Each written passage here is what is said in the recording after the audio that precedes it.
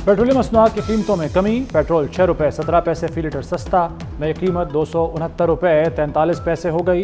Diesel 10 रुपये 86 पैसे फी litre सस्ता, 272 रुपये 77 पैसे का लीटर मिलेगा। लाइट डीजल की कीमत में 5 रुपये 72 पैसे कमी हुई, नई कीमत 160 रुपये 53 पैसे मुकर्रर। मट्टी के तेल की कीमत में 6 रुपये 32 पैसे कमी हुई, नई कीमतों का इत्तलाक हो गया।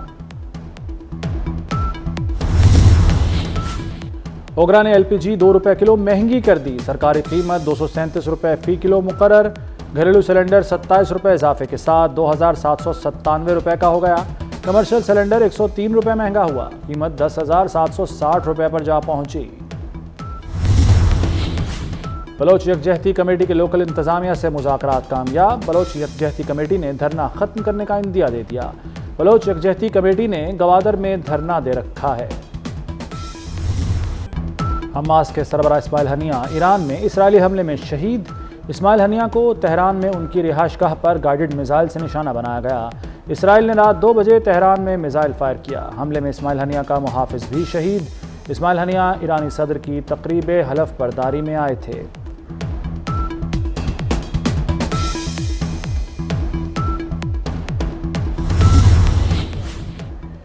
हमास का इस्माइल हनिया के कत्ल का बदला लेने का ऐलान। तर्जुमान के मुताबिक इसराइल को बुज़दिलाना हमले की सज़ा दी जाएगी। इसराइली कब्ज़े के खिलाफ मज़ाहमत मज़ीद तेज़ होगी।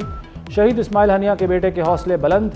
अब्दुस्सलाम हनिया का कहना है कि आज़ादी के हुसूल तक मज़ाहमत जारी रखेंगे। शहीद इस्माइल हनिया की नमाज जनाजा आज तेहरान में अदा की जाएगी। तदफीन जुमे को कतर के दारुल हुकूमत दोहा में होगी।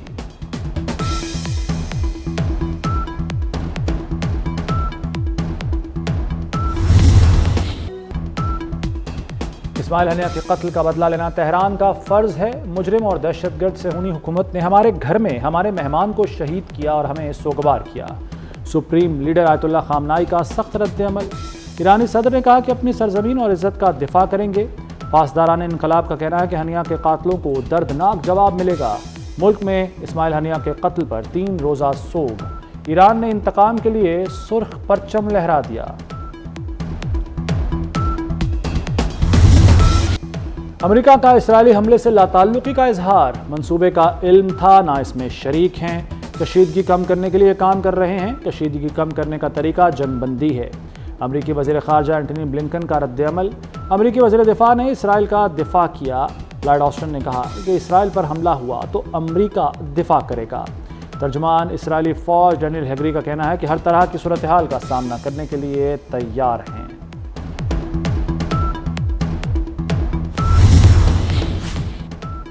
पाकिस्तान की हमास सरबराह इस्माइल हनिया के कत्ल की शदीद मजम्मत।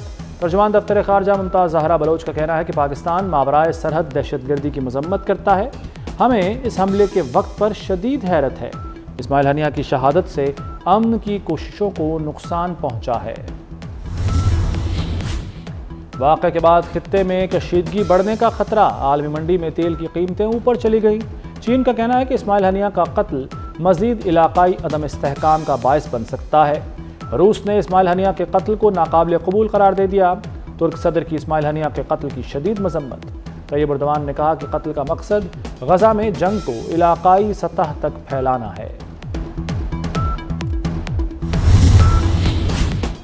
इस्माइल हनिया फ़लस्तीनी अथॉरिटी के साबिक वज़ीर आज़म थे। मुसलसल 3 साल इसराइली जेलों में कैद रहे। गजा में इस्लामी यूनिवर्सिटी में मुख्तलिफ ओहदों पर काम किया। उन्हें 2017 में हमास का सरबराह मुकर्रर किया गया था। 2023 से कतर में क़याम पजीर थे। गजा जंगबंदी के लिए बतौर मुज़ाकरातकार शरीक थे। गजा जंग में इस्माइल हनिया के ख़ानदान को भी निशाना बनाया गया। अब तक उनके ख़ानदान के 60 अफराद को शहीद किया जा चुका। अप्रैल में इस्माइल हनिया के 3 बेटे इसराइली बमबारी में शहीद हुए थे। हमले में हनिया के 3 पोतियाँ और पोता भी शहीद हुए थे। मौलाना फजलुर रहमान का इसराइल के खिलाफ एहतजाज का ऐलान। मुल्क भर में जुमे को एहतजाज की कॉल दे दी। कहते हैं हनिया और उनके ख़ानदान की कुर्बानियाँ रायगा नहीं जाएंगी। अमीर जमात इस्लामी हाफिज़ नईमुर रहमान ने कहा कि इस्माइल हनिया की शहादत हज़ारों मुजाहिद पैदा करेगी। इसराइल की इंसानियत दुश्मनी को अमरीका सपोर्ट कर रहा है। कराची, लाहौर, इस्लामाबाद और हैदराबाद में इस्माइल हनिया की गायबाना नमाज जनाजा अदा की गई।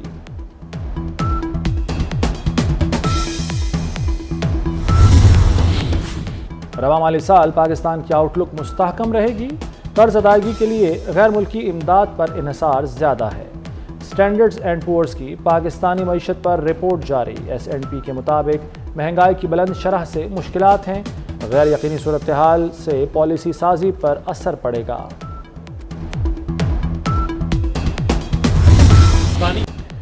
حکومت مستحکم ہے، وزیراعظم کام کرتے رہیں گے، سیاسی صورتحال حکومت کے لیے پریشان کن نہیں، وزیر داخلہ محسن نقوی کا ناقدین کو جواب۔ بانی پی ٹی آئی کے مذاکرات کے سوال پر جواب دیا، یہ تو اللہ کو پتا ہے کہ وہ کس سے مذاکرات کریں گے اور کس سے نہیں۔ IPPs کے حوالے سے وزیر اعظم کو ساری تفصیلات بتا دی ہیں۔ بلوچستان کا دھرنا صوبائی معاملہ ہے، پارا چنار میں تصادم زمین کے تنازع پر شروع ہوا۔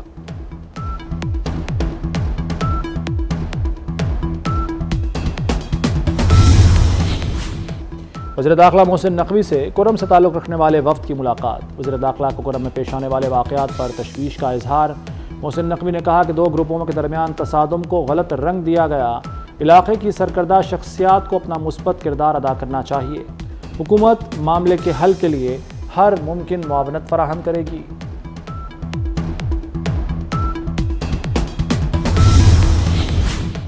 FBR کی کارکردگی پر تنقید، چیئرمین FBR ملک زبیر امجد ٹیوانہ دل برداشتہ ہو گئے۔ چیئرمین FBR نے قبل از وقت ریٹائرمنٹ لینے کا فیصلہ کر لیا، وزیر اعظم کو مراسلہ بھی لکھ دیا۔ زبیر امجد ٹیوانہ کو اگلے سال 25 فروری کو ریٹائرڈ ہونا تھا۔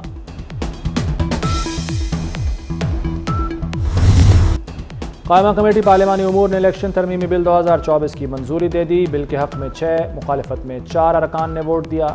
JUI کی رکن اسمبلی شاہدہ اختر علی نے ووٹنگ میں حصہ نہیں لیا۔ سیکریٹری الیکشن کمیشن کا کہنا ہے کہ طلاق ماضی پر ہوگا یا نہیں رائے نہیں دے سکتے۔ جماعت اسلامی کا راولپنڈی میں دھرنا جاری، حکومت سے مذاکرات کا ایک اور دور بے نتیجہ ختم۔ حافظ نعیم الرحمان کہتے ہیں مطالبات پورے ہونے تک دھرنا جاری رہے گا۔ بجلی بل ادا کرنا 98% لوگوں کے لیے ناممکن ہو چکا۔ امیر جماعت اسلامی نے ملک گیر پہیہ جام ہڑتال کا اندیا دے دیا۔ گھوٹکی کے علاقے رونتی میں ڈاکوؤں کا حملہ، 3 پولیس اہلکار شہید۔ وزیر داخلہ محسن نقوی کا شہید اہلکاروں کو خراج عقیدت، شہداء کے لواحقین سے دلی ہمدردی و اظہار تعزیت، سوگوار خاندانوں کے لیے صبر جمیل کی دعا۔ وزیر اعظم شہباز شریف سے انسداد پولیو کی قومی ٹیم کی ملاقات۔ وزیر اعظم نے کہا ملک میں پولیو کا چیلنج موجود ہونا تشویشناک ہے، پولیو کا مکمل خاتمہ کریں گے، پولیو کے خاتمے کے لیے تمام وسائل استعمال کریں، جہاں سیکیورٹی چیلنجز ہیں وہاں ہر بچے کو ویکسین دیں۔ حیدرآباد سٹی کونسل کا اجلاس مچھلی منڈی بن گیا، پیپلز پارٹی اور PTI ارکان کی ہاتھا پائی، PTI کے UC چیئرمین اظہر شیخ اسٹیج پر چڑھ گئے، بشیر لغاری نے اظہر شیخ کو ٹانگ مار کر نیچے اتار پھینکا۔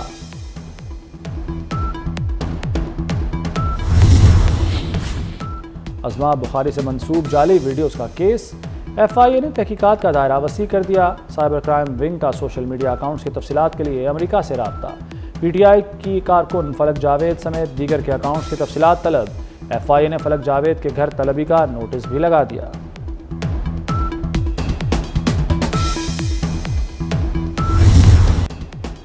ہوشیار خبردار، بادل مزید برسنے کو تیار، ملک کے مختلف شہروں میں مزید بارشیں متوقع، پنجاب، سندھ، KP، بلوچستان میں بارشیں ہوں گی، محکمہ موسمیات نے چناب اور جہلم میں سیلابی صورتحال کا خدشہ ظاہر کر دیا، نئے سیاحوں کے وادی کاغان آنے پر پابندی عائد۔ غلہ منڈیوں میں ہڑتال کا دوسرا دن، اکبری منڈی میں تالے پڑے ہیں، تاجر ود ہولڈنگ ٹیکس کے خلاف سراپا احتجاج، لاہور میں اشیاء ضروریہ کی سپلائی متاثر، دالوں، گھی، چاول اور مسالہ جات کی دستیابی متاثر ہونے کا خدشہ، صدر اکبری منڈی کا حکومت سے ٹیکس فوری واپس لینے کا مطالبہ۔